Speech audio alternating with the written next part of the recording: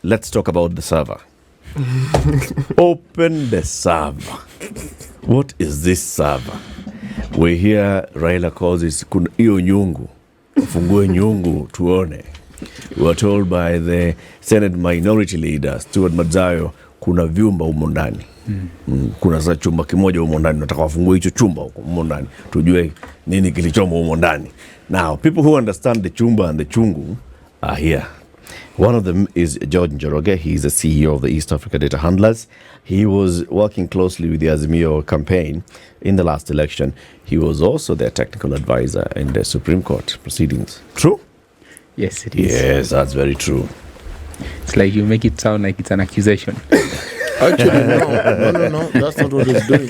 He's making it sound like a crime. He is the man who withheld the server. John Walubengo is an ICT expert as well. He wears many hats, including being a lecturer of ICT at the Multimedia University. He has also worked in presidential campaigns before, and he was not in this particular one. You were not in the Supreme Court this time. I was there with a But different... yes, you were wearing a different hat. Yes. He was wearing a hat called Amicus. Yes. Amicus Curiae, friend of the court. Yes. I've never understood what that means.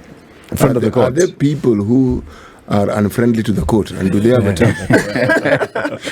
People who offer bad advice to the No, judge. we offer good advice to the judges. Yeah, they're the court posse. Yeah. Yes, They you know, bounce hanging ideas out. on us because Yeah. they're not technical people. So Sasa mnalipwa na nani? hakuna kulipwa, it's just free Out of your service. heart. So on these things, the way unalipa mbinguni. Kabisa. From the goodness of your Right, the day comes you find hakuna mbinguni. You'll be very shocked. Because you're Surely. Gentlemen, thank you very much for joining us this morning. Thank you so much. Higher. Server. Let's first of all understand what is the server. You both were there. You both were told by the Supreme Court it's okay, you can walk all the way to IEBC offices. You spent some time there. You came back. He gave some advisory report to the judges of the Supreme Court. You gave advice to the petitioners. What's the server, George? I think, thank you for having me, Kwanza. I think very, very excited about this conversation because I think it creates a whole picture of exactly what is there. So what is this server? Largely, it is a place where we believe that information or data in regards to the past election would have been stored. So these would be either the electronic identification of the user, of the voters, or the transmitted information about the last election. So essentially, that is what is being agitated upon to be looked up at again. Yes. Okay. So it's where the voter details are contained. Yes. And this is what then was being used to identify the voters as they got to the polling station. True. And it's where results were sent to. The transmitted data. Okay. Yes. So In the central bank, vote. yes, ni kura imelala hapo. All right. So are we talking about results and numbers? Or are we talking about, because I really, really want to understand what is here. I think what that will do is then it will help us to understand the reasons for the insistence of its opening. Okay. Right? So what else is here? Is every activity that a voter engages in then, that of the activities that have been electronically captured, do those then reside in this server? Can you then get footprints and say, Eric Latif voted on the 9th of August, seems so long ago, on the 9th of August, and fingerprint we can see. He then voted 1, 2, 3.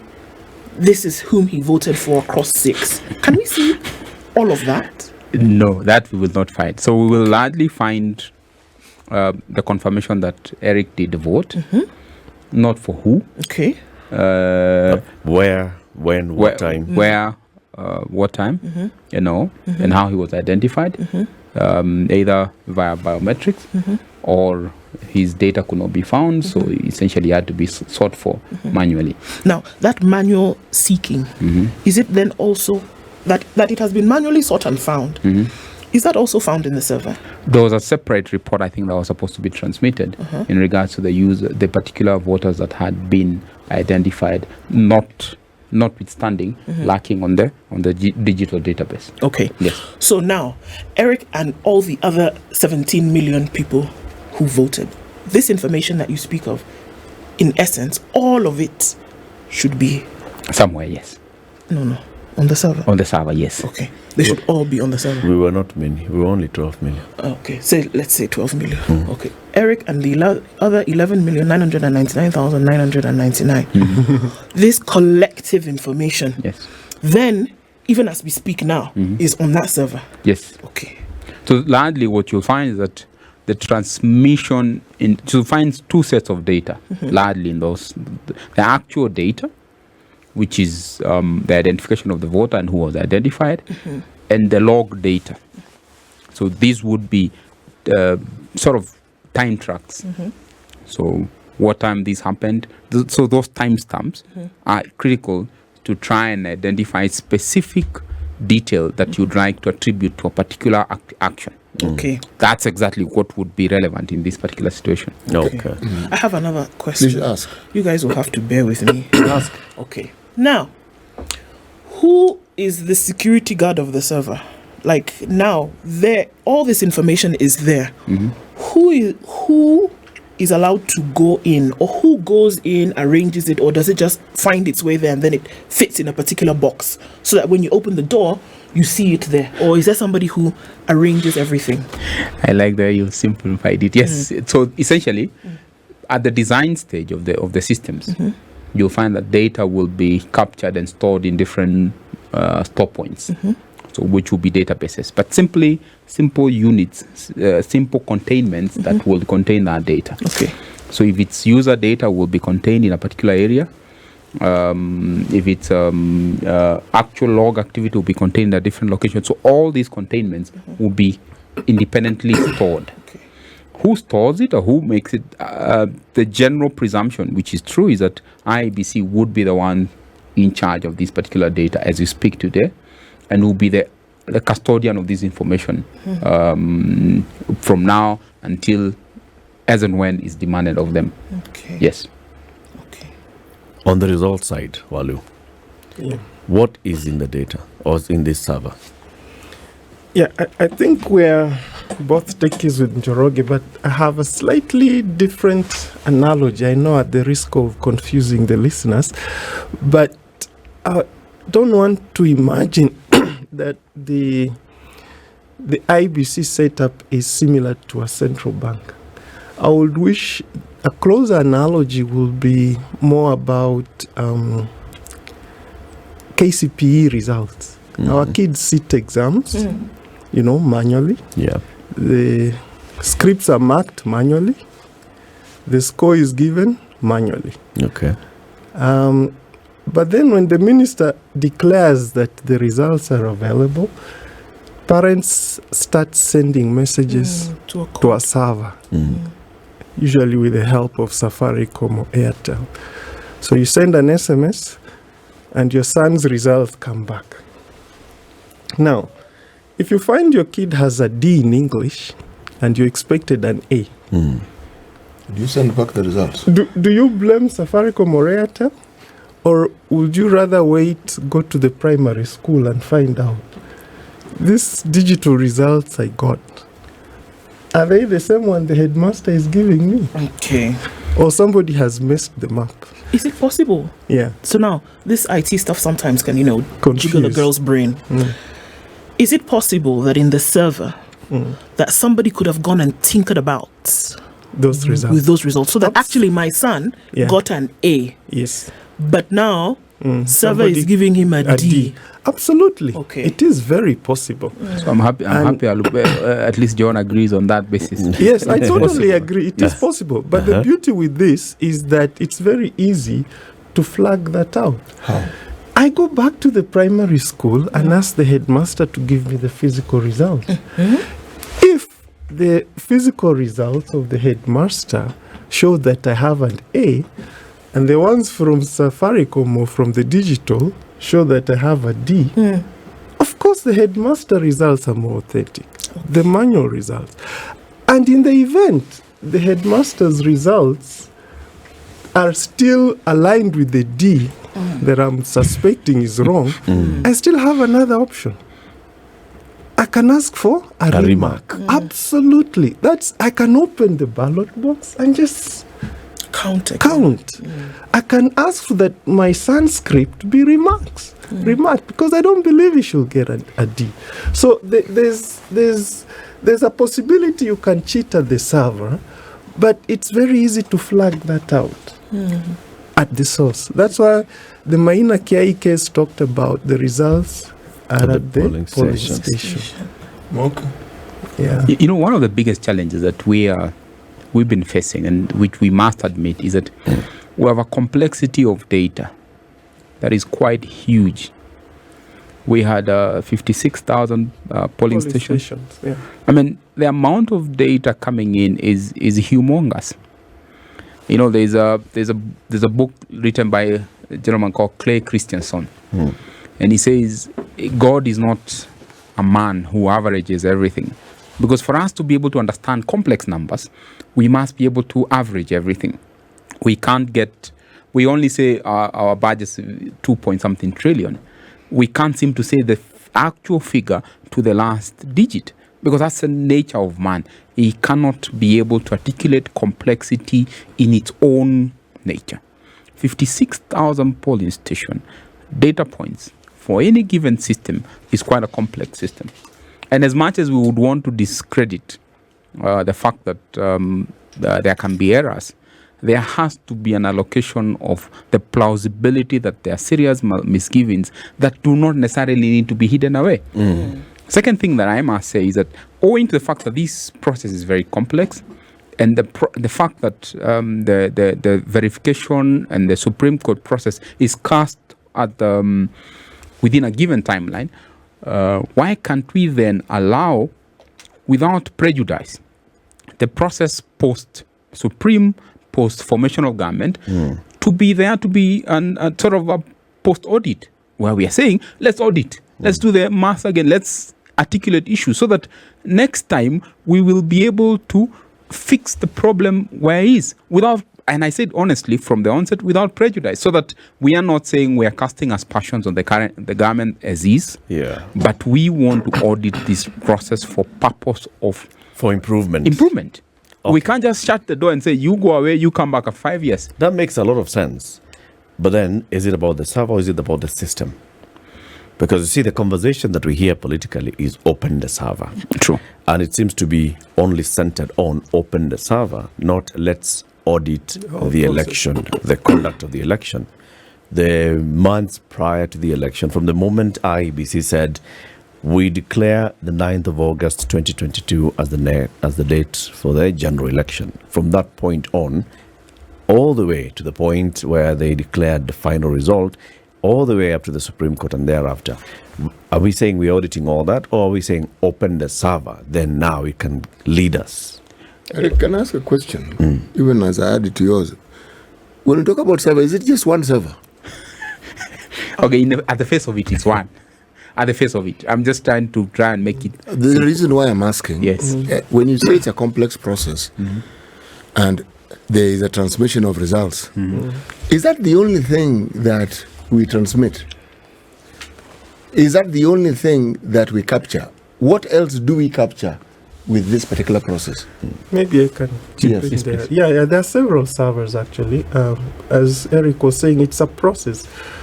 Before you vote, maybe a year before election, you are onboarded as a voter. So your fingerprints, and all that went to a server. All that went to a registration server, which is quite separate from a results server, transmission server, which will kick in on election night. Yeah. So there are multiple servers. I think probably 7 of them. But the key ones... Forget the key. Just all 7. Walk us through these servers so that we know. When you said registration, okay, next. After, so the first server, the key one actually, that IBC in the interim 5 years has to maintain is our registration data sets, the voter data. Fine. Yeah, so that's one server. Then the election day, when you before you vote, you put your fingerprints in some gadget called KimSkit that identifies you. Basically, cross-checks your fingerprint with what you registered with 6 months ago, and it says, "Wow, this is Walu. Give him a ballot." Then he votes. And after I vote, when the polling station closes, people, count the votes manually, the ballots, and then the same, KimSkit scans the famous Form 34A, yeah, and sends it to another server. Okay. Yeah. That's 4 to go. Yeah. There's also, you'll have a server which is called an MDM server, a mobile device management server, which will manage the entire of these devices. So remember, you have 56,000 KimSkit. Yeah. So they need to be managed somewhere centrally, Yes. so that they can be talking to a particular server. So that's an MDM server. You'll have now the results transmission system that will now receive the results after the transmission, the elections has closed. After that, now you'll have they may necessarily maybe have a backup server where some of the data are stored. They have a log server which stores logs, transactional data, which is quite significant on their end. So these would be the major servers that they would have. Then all these would be essentially, to make it easy for operation, they normally have blade servers or small hyper processing machines. Then at the back of it, they have storages where all the data is stored, and you're able to call the particular data you want to pick up and articulate. There was another one, the application server. This is where the software sits. I remember during What is software? The program that allows you to register. It's more like Uber. When you're ordering an online taxi, you order it through the program, the software, the application. Yeah. What makes the ordering possible is what you're calling the program. Yes. So that sits on its own server. And I remember there was an issue during the Supreme Court where the supplier was saying, don't touch the application server because it has intellectual property, We'll come into that. It will happen at the Supreme Court. Let me take you to the 9th of August. I went to the River Technical Training Institute. Okay? That's where I vote. Oh, where Kavidole, I did that. I was identified. Okay. Then upon, produced my ID, I was identified, and all those things happened. Then I was given the 6 ballots. True. I went into the caboose. Long one with the MCAs. Looked for my person, Becca. Went to the next one, MP, woman rep, senator, governor, All the way to president. Yes. After that, color-coded ballot boxes, fold, put, Drop. fold, drop, fold, drop. I left the polling station. Okay? Now, as I understand it, that evening, because I stayed there until I saw now they've started closing the polling stations. When the polling stations were closed, there was a whole process of, everything is open with everybody present, the agents present and media present. Open, pour these things down here on the table. We have opened one ballot. The first one to be done so is the presidential. Always, yeah. They poured it, they opened. They first of all were checking which one has been marked incorrectly and such to identify them. Yeah. After they did all that, then they start going into, now we put, this one is Ruto here, Raila there, Wajakoya there, Waihiga there. Hivo. 4. And then after that they come, now this pile of Rutos, let's count, 1, 2, 3, 4, finished. That pile of Railas, count, finished. Wajakoya, like that. Yeah. And then they said, so we have, in this particular classroom, which is the polling station, yeah, this is the vote for Ruto, for Raila, for Wajakoya, for Wahiga Mwaura. Sure. Right? Yes. This is what was entered into the Form 34A. Absolutely. And with the concurrence of everybody present, they signed as witness. And then the presiding officer, who's the boss of that station, then is the one who okays it. Yeah. That gadget that identified me was used to scan.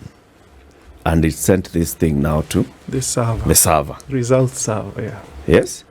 After that, they continued counting, but then this Form 34A had to be taken manually. to the constituency, Mavoko constituency tallying center. Yes. Plus all the others. They arrived there. The A's were collated. They form a B. They formed a B. Yes. Was this B also sent to the server? Yes, it was. Higher. Minor Kiai says the B is the presidential election result. Not the A. No, It's the A. Form The 34A. A is the final result. Yes. The B is A summary. the presidential election takes place in 290 constituencies, blah, blah, blah. All right. No. Yes. The returning officer, who is the boss of the constituency, Takes it to the national tally. then leaves physically with a form going to Bomas. Right? In the meantime, the A and the B have been sent in advance to the server. Scanned copies, yeah. Scanned copies have gone to the server. Yes. Now, the thing is, at Bomas, and you were there at Bomas, what was it that the commissioners were using to say the result that we have from constituency, this and the other? Were they using the soft copy that they had received, or were they using the physical copy that had arrived? So they would use the digital copy. Then after the receiving of the physical copies, they would authenticate that and Cross-check, now cross-check against what has been received, and then reaffirm that this data is authentic. So you tick it. So we can then announce that in Mavoko constituency, this is the presidential result. Yes. And that's what we're doing Yes. throughout those days.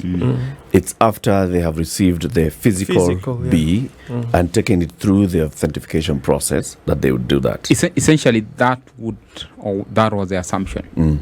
You see, what comes out and which became obvious over time is that was always the concern at the people on the ground is that are we having to re-authenticate, or are we being forced just to accept what is declared without necessarily having to go back and re-authenticate the original data? Number two, it is a question of if there were serious discrepancies with what was posted online, was there a plausibility of either the commissioners or the team on the ground to essentially spell out and say, guys, we have seen what was scanned is this one. What has arrived? What has arrived is this one. Where is the discrepancy? And we largely should not have expected any errors or any Jose Camargo names on scanned in part of the documentation to ensure that the process is clear and clean through and through. But when there are such discrepancies and you try and attempt to have the same corrected and it is ignored, I think that is where the agitation has come from. Okay. Yes. So did this happen at Bomas through those days, from the 10th of August until that Monday when there was commotion? Were there instances, because you were present at Bomas, were there instances where you saw that what they had received earlier and what this human being who has come from the constituency has brought are different? I may not pick up particular instances because you'll find that at Bomas, then what they would have is that you'd technically go there as spectators, because at the pit, which is down there, you'll find that now you'll have to pre-select agents who will go and sit in the different pre-selected constituency tables to go and do the verification tables within those particular constituency tables. So unless a particular issue has a reason, at that point in time, at that particular constituency table, that's when our issues would escalate. But essentially, you'd expect everything would be resolved at the constituency table. You were not sitting at that table? No. I mean... None of you are sitting at that table? No, I didn't make it to Bomas, though I had the pass. You had the accreditation. Okay.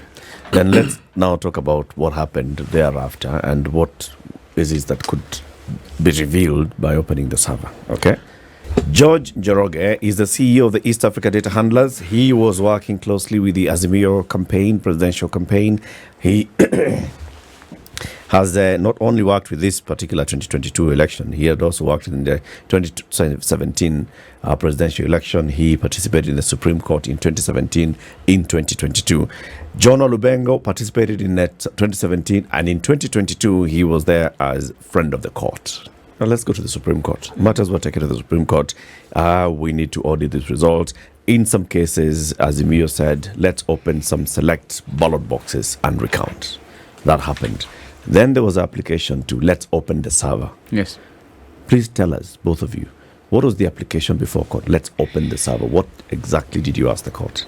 Well, the ask was to audit the results transmission system and get to look at two aspects: the actual data which was received and the logs provided by the system. And the Supreme Court was gracious enough to grant those particular orders. Both? Both, yes. Okay. And at the time we were allowed, I did deploy a team, I think of 8 engineers or so that were at the IEBC to do the authentication of the servers. It was a very rigorous task. I think we really struggled to agree on the way forward. What is this authentication? What is it that you do that qualifies as being authentication?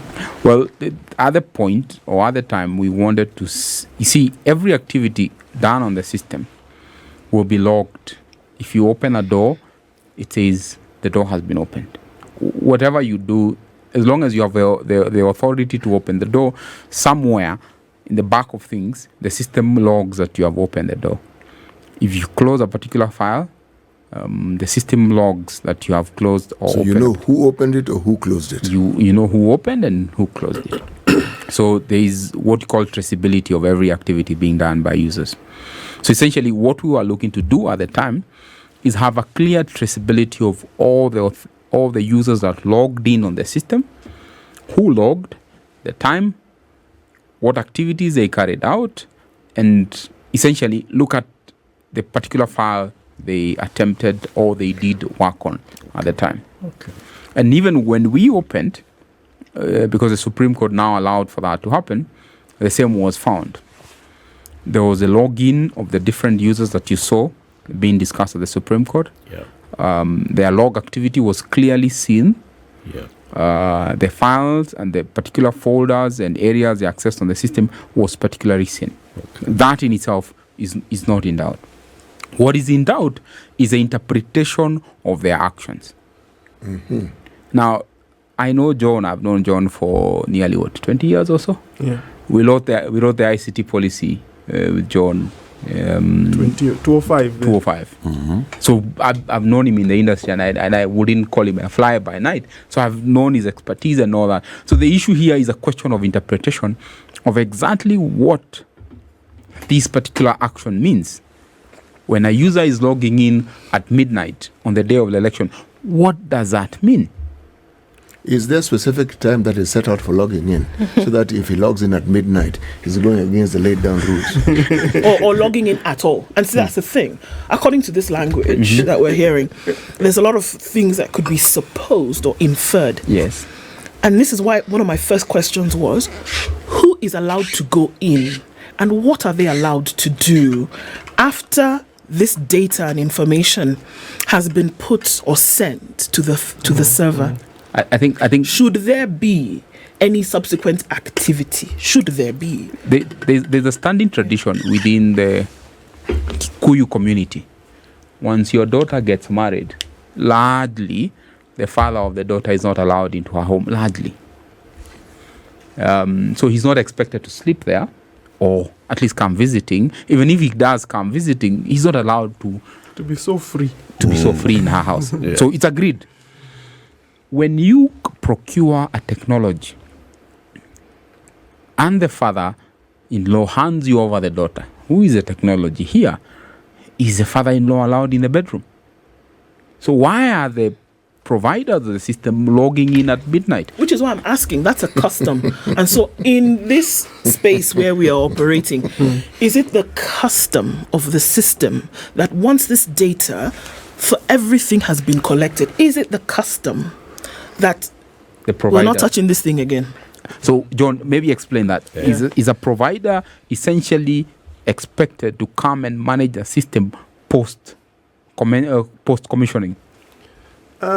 Ideally not. And I think that was the misnomer. dispute. No, the dispute in court that was being adjudicated. And the Azimio party was convinced that the provider was on the system post-election time. Yeah. But if was he? the scrutiny report says he wasn't. No, you see, but what the happens? Azimio report says he was. But What the Supreme Court team did, which is quite unfortunate, and I think that's why the opening of the server is critical, is that all the logs that were captured. So we did screen grabs. Screen grabs is like screenshots. All the screen grabs we did almost say about 100 screen grabs. They only provided to the judges 10. So where are the rest of the 90? And the email shared to all the providers who are there. So what we did is that we all agreed, this is what we're going to do. We're here. We're going to take this photo. And we agreed. We all agreed, yes. You also agreed. Unfortunately, I wasn't on site. This is very unfortunate. As amicus curiae, we requested to be on site, but in their own wisdom, they thought we shouldn't be there. However, Who thought? The judges. The judges. But you see, they didn't grant us access. so the screen grabs were done. Okay. Captured 100 images. Okay. Emailed to everybody, including the amicus curiae. 100 images. They only go and provide a report with 10 images. There's no threshold here. If you take screenshots of 100, they should provide 100. Why we took 100 is because we are taking different angles. So if we took a photo, for instance, here, we'll take one when we are seated, one when we are standing, one when we are almost kneeling down. So if you decide to pick the one that we were seated, and you'll say, this gentleman doesn't walk, who will believe he doesn't walk? Because he's seated down. Or he can't stand. You see, George, your team also signed the scrutiny report with those few. No. The scrutiny report was not signed. What we signed was the provision, the fact that the images have been provided. And this is what they have been using. You were signing off on having provided 100 images. Yes, we received, and this is what they have been doing. But it was interpreted They always pick my name Yes. on me signing and saying, we have received these 100 images as an affirmation, because it was emailed to everybody. Copied. That, if you look at that email, it's copied to almost 100 people. Okay. And we signed off on that. But what we never signed off is a scrutiny report given by the Supreme Court. By their techies. By John and team, which technically was presented 5 minutes to the standing of the legal team of Azimio. 5-2. The gentleman is supposed to stand. That's when the scrutiny report is being dished out. And at that point, you realize... And where's the problem there? Just a correction, You George. had 10 Amicus, we were not signing anything. And you did not prepare the report. Yeah, and we were not even on site. But we got a copy of the scrutiny report, and we were aware of what is happening. Okay. And basically, our understanding is that IEBC allowed them access on the results server. They reviewed the issues there. They didn't quite find Camargo, so they wanted the search to go beyond the results server and start going into other servers. And then IEBC resisted and said you have to go back to Judge Lenaola to grant you fresh access to go to other servers, this far. which was denied. You see, the challenge that we have normally, all those things were captured. So one angle is a capturing of a multitude of images, and someone decides to use half of what best suits them. That's okay. The second thing is a question of interpretation of the court order. And technically what happens is that if somebody decides to interpret it this way or that What were your prayers so that you can understand interpretation? the prayers were what the key word here was supervised access. Okay. What Of the servers. Yes. Or Servers one server. or one server? servers, they said servers. It was servers Yes, with an it S was a plural. Yes. So what they did is they will tell John, you sit on the machine, you project it there, you tell me what you want me to do. Okay. Now, is that supervised access or is that presentation? But you're the one who's guiding what you want. So basically, it sounds like you're the one who's controlling what you Now, access. That is good. Now, the second thing they do is that they send you a rookie. So when you tell them do X, Who sent the rookie? the Supreme IEBC. IEBC sent a rookie. Yes. Oh. So when you tell them, they remember this is it's a unique server, is it? When you tell them do X, they don't do They X. don't know how to They do don't know how to do X. So by the time you explain or put a slash here, put a comma here, these are commands you have to make them execute. So when they're executing them half-heartedly or without the understanding of what is required, I mean, at the end of the day, what will happen? An exercise that should take 5 minutes ends up taking 30. Okay. So what will that do essentially to you? It eat up You your will time. never actually get through all the things you wanted to do. That's for sure. Yes. But But somehow in the process, we manage to get the rookie to share or capture particular images we want or we wanted. were they people who were better technically able than this person who was sent to you I mean, within IBC? for the system to have been set up, you'd presume they had the personnel, but they didn't send the right personnel. Where do you read mischief? Saying this, let's start with this 100 that you did a screen grab of and the 10 that ended up in the report. Are you saying that there was a huge difference, that these 10 were carefully selected to miss out on some critical details? Yes, That were in their 90? that's it. And that's exactly, and you see, remember, And what is this detail that was in the 90? Okay, so what is in the 90, you'll find logging times, the users who logged in, the files they accessed, the date and time they particularly accessed particular folders. Okay. Essentially, that's it. And what does that mean? That From your interpretation of the 90? I mean, it was clear and obvious. Is that number one, is that you had foreign nationals having access to systems. You had users who had no identification. So you'll find that user 0001 connecting to the system. And these are not mischievous allegations. It is clear and it is open. I mean, the email that you'll find is the material provided is still there. You'll find that the time they have logged in is at the time of the election, post the activities of the election, and after. Then you'll find also there is some dump of data. At one point, you have 11,000 data sets coming in at the same time, which is quite strange. Is it unusual? It is very unusual. How should they come in?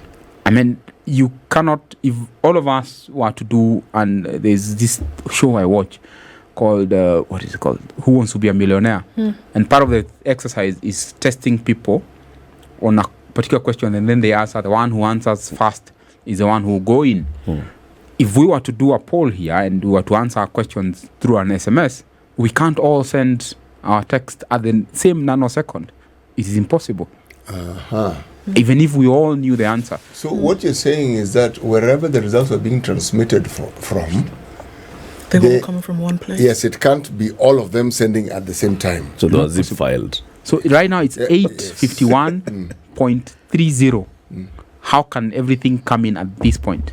From 10,000. Is there a place Data where these points. results collate and maybe they got stuck there?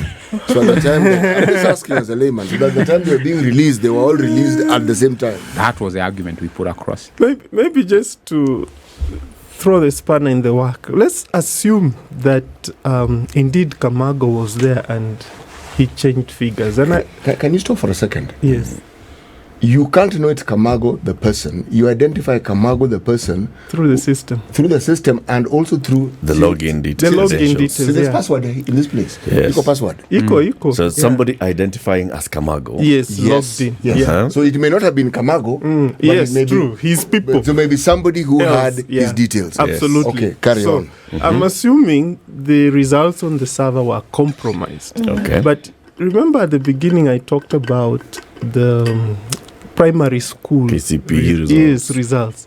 So somebody has messed on the digital level. The quickest and fastest way to flag that out is to just go back to the primary school, such that whatever he did at a digital level can easily be nullified at the primary school level. Yeah, because we are spending a lot of time arguing whether somebody sneaked into the server or not. But the big question is, assume they sneaked and reduced Raila's votes and gave them to Ruto. Isn't it easy to just go back to the primary level?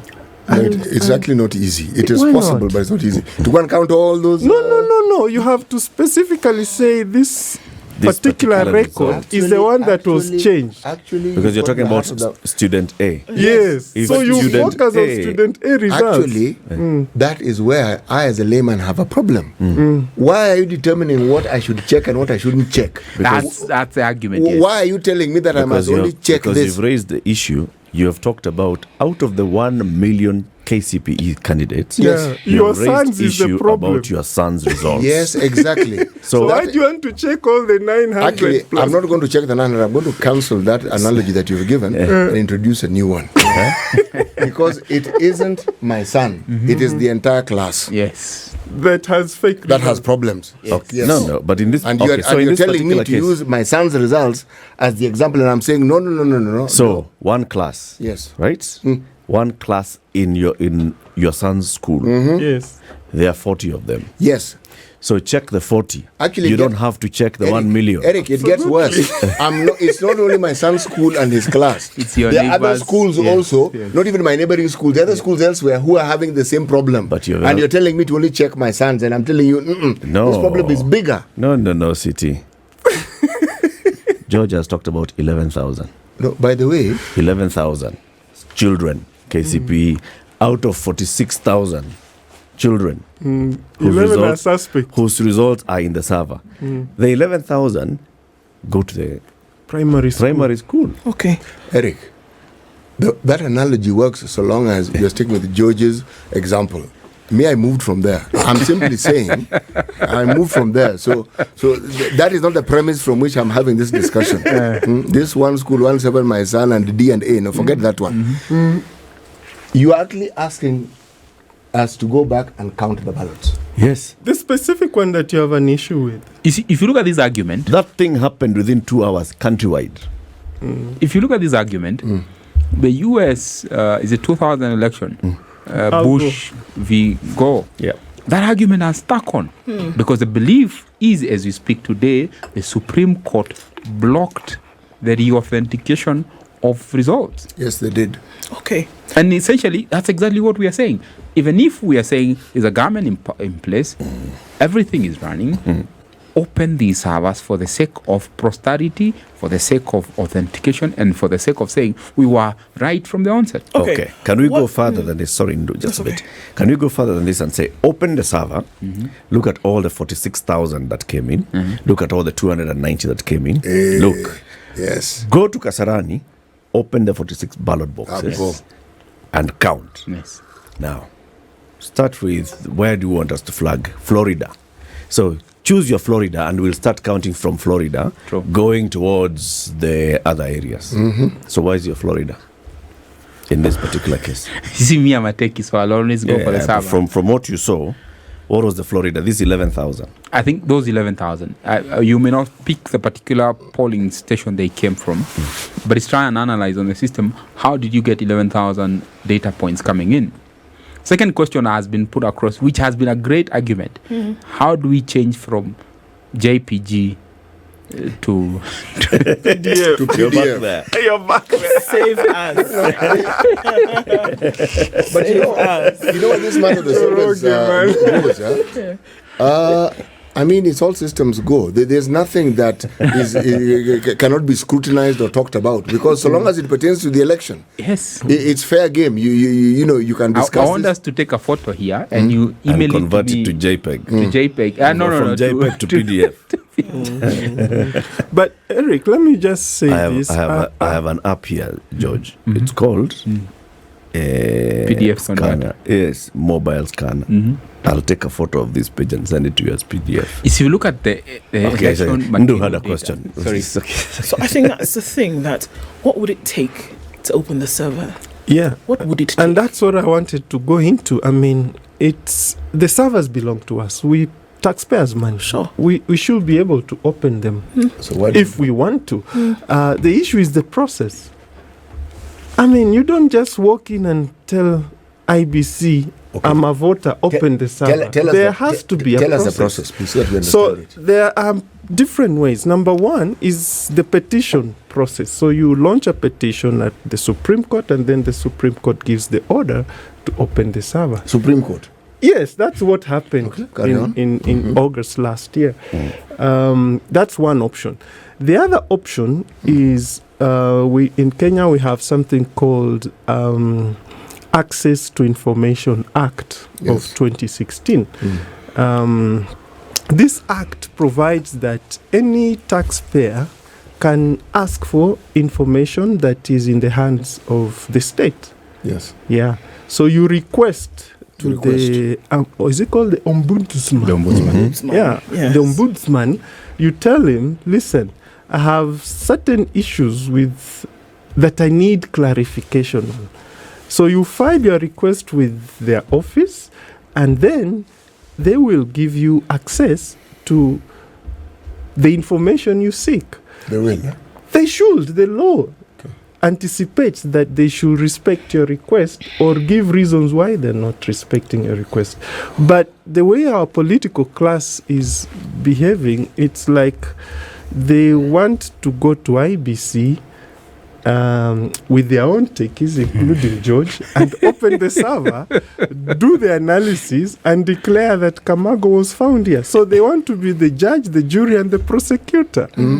That's, And that's a bit dangerous. I think what John is saying Coming to the top of the hour. is we essentially have the right, as he speaks, to post election, just review the systems, look at the results. And that's what we should establish. Yes. A proper framework in which after Of an doing election, that, every time after elections, then we can properly audit, learn the lessons, Yes. fix the problems, moving forward. Without necessarily having to undo what was declared. Without us saying illegitimate or not. Yes. Okay. Thank you very much, gentlemen. George Njoroge is the CEO of the East Africa Data Handlers. He was with the Azimio team at the Supreme Court. John Walubengo, OGW, is an ICT lecturer at the Multimedia University. He was a friend of the court in the Supreme Court petition. Keep it here for more. This is the Situation Room, the only way to start your day.